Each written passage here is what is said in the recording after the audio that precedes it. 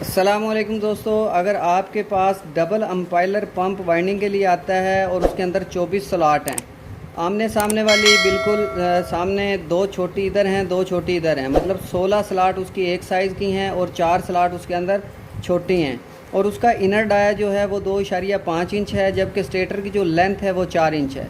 तो उसके अंदर आप रनिंग के लिए 20/20 मतलब 20 नंबर कॉपर वायर को डबल करके आप डालेंगे और उसकी आपने पिच रखनी है 1 से 4, 1 से 6, 1 से 8, 1 से 10 और 1 से 12, मतलब 5 सेट का आप एक सेट बनाएंगे जिसका टोटल वेट 560 ग्राम आएगा।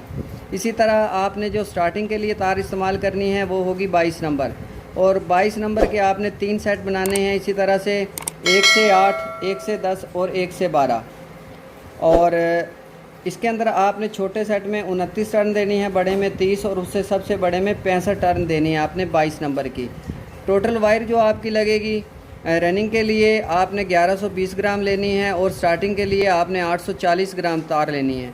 ये कॉपर वायर का फार्मूला है। टोटल जो वायर आपकी लगेगी वो 1600 ग्राम लगेगी। वीडियो को लाइक करें, चैनल को सब्सक्राइब करें, दोस्तों के साथ शेयर करें। Thanks for watching. अल्लाह हाफिज़।